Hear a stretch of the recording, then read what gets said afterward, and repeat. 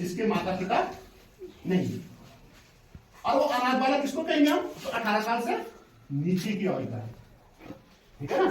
नीचे की आयु के जो अनाथ बालक है ना, उसको हम अनाथ बालक कहेंगे। और उसके माता पिता नहीं, और उसकी आमदनी जो है मासिक, जो जिनके पास वो माता या जो संरक्षक के पास रहता है, उनकी आमदनी कुल मिला के 6,000 रुपया मासिक से ऊपर नहीं होना चाहिए। अब वार्षिक कितना होता है आप लगा दीजिए, साल की, ठीक है ना। और विशेष करके वो कठिन परिश्रम करके, मेहनत करके, दिहाड़ी मजदूरी करके उनका जीवन यापन करते हैं, उन बच्चों का जीवन यापन कर रहे हैं उनके संरक्षक जो सरकार के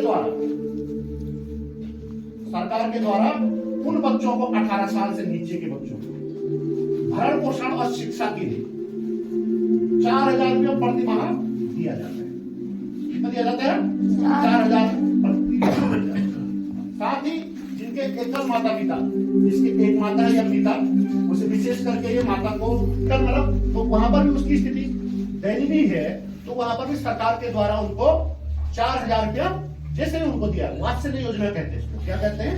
वात्सल्य योजना। और किसके लिए दिया जाता है? पढ़ाई और भरण पोषण के लिए। और ये हर 3 साल के बाद रिन्यूअल होता है, रिन्यू करना पड़ता है इसको बाद। हो सकते है उस 3 साल के बीच उसकी आर्थिक स्थिति का करवा दी, ठीक है। अब 18 साल तक मिलता है। कितना साल तक मिलता है? 18 साल तक। 18 साल के बाद नहीं मिलेगा। उसी प्रकार दिव्यांग पेंशन भी है, जिसको पहले विकलांग कहते थे।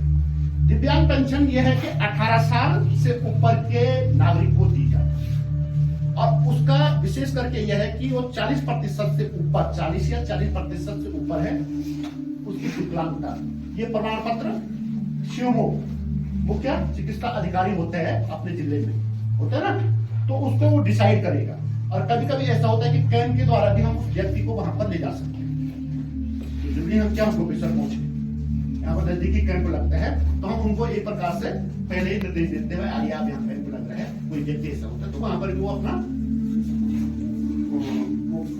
विकलांगता सर्टिफिकेट बना सकते हैं, प्रमाण पत्र बना सकते हैं। अब बात है कि 40% से ऊपर वाले को तो मिल गया, लेकिन 20% से और 40% के बीच में तीरू रोतोला कुछ ऐसे ही पेंशन है, वो पेंशन भी दी जाती है। तो कौन तय करेगा?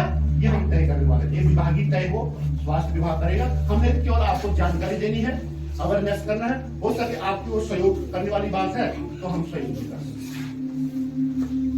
जो गरीब है या उसको जानकारी का हुआ है, तो हम आपको कागजात में दस्तावेज बनाने में, यहाँ तक हो सके गोपेश्वर CWC बाल कल्याण समिति में भी जमा कर सकते हैं, ठीक है। समझ गए बात? ये हो गया। तो गरीबी दूर कैसे की जा सकती है? सरकार की योजनाएं बहुत हैं, लेकिन इस योजनाओं को धरातल पर लाना और तभी लाया जा सकता है और समाज में भी हम लोग अलग कलंकित हो जाएंगे। नहीं होता है तो नशा बिल्कुल नहीं होना है। और कहीं पर भी आपके सार्वजनिक स्थलों पर कहीं पर भी नशा की दुकानें, गुटखा या तंबाकू की दुकानें हैं, तो उस पर प्रतिषेध है, बंद है। और कोई भी व्यक्ति 18 साल से नीचे का विज्ञापन इसका क्रय विक्रय नहीं कर सकते। और बड़े लोग जो हैं अभी भी जो उस पर भी प्रतिबंध है, जो विज्ञापन करते हैं ना, एडवर्टाइजिंग करते हैं, वहां पर भी ये बंद कर दिया गया है, उस पर बैन लगा दिया गया कि तंबाकू जो हानिकारक है, स्वास्थ्य के लिए हानिकारक है, उसको बंद कर दिया गया, ठीक है ना। तो इन चीजों को यूज नहीं करना है। आप भविष्य की पीढ़ी है, जैसे आज देश के लोग जो सरकार चला रहे हैं ना, कैसे आपने भी चलाना है आने वाले समय।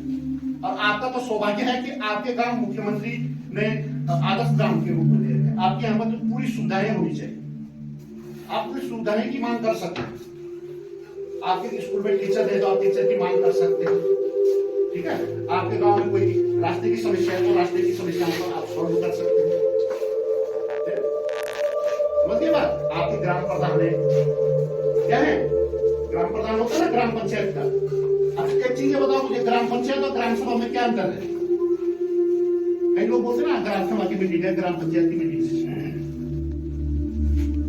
और ग्राम पंचायत की मीटिंग आपको पता है वर्ष में 4 बार होनी चाहिए, 2 बार नहीं रह जाओ खाली रहने का मसला आउट हो गया। 4 बार होनी चाहिए, 4 बार। कितनी बार? 4 बार होनी चाहिए, ठीक है, 3-3 महीने में। और आवश्यकता पड़े तो कभी भी कर सकते हो, लेकिन सरकारी रूल से जो है वो 4 बार होनी चाहिए। और ग्राम पंचायत और ग्राम सभा में अंतर क्या है? अब ये बताओ, ग्राम सभा बड़ा होगा या ग्राम पंचायत बड़ी होगी? बताओ, अब विषय से संबंधित है। अब है छोटा प्रश्न, लेकिन अंदर का बिल्कुल डीप प्रश्न है। बताइए, ग्राम पंचायत बड़ी है, क्या है? बड़ी है। अब आप कहेंगे कैसे बड़ी? ग्राम प्रधान, वार्ड सदस्य और ग्राम सभा, 3 चीजों से मिलकर ग्राम पंचायत बनती है। ठीक है, तो उसे स्वतः ही हो गया, उसका एक भाग है। ठीक है ना, उसका क्या है? एक भाग। अब बात आती है कि हमारा जो एक आपके गांव में एक जल जीवन मिशन चला हुआ 15 अगस्त 2019 से चालू हुआ, केंद्र सरकार के द्वारा। अब केंद्र सरकार के द्वारा जो योजना चली जल जीवन मिशन, प्रत्येक घर में FHTC function house hold tap connection, प्रत्येक घर में कनेक्शन होना चाहिए। लेकिन वो कनेक्शन लगा के क्या करेंगे, उसमें पानी भी तो होना चाहिए। ठीक है, अब हमने पानी की तो घर में तो कनेक्शन लगा दिया, ठीक है, लेकिन स्रोत का पानी नहीं बढ़ रहा है।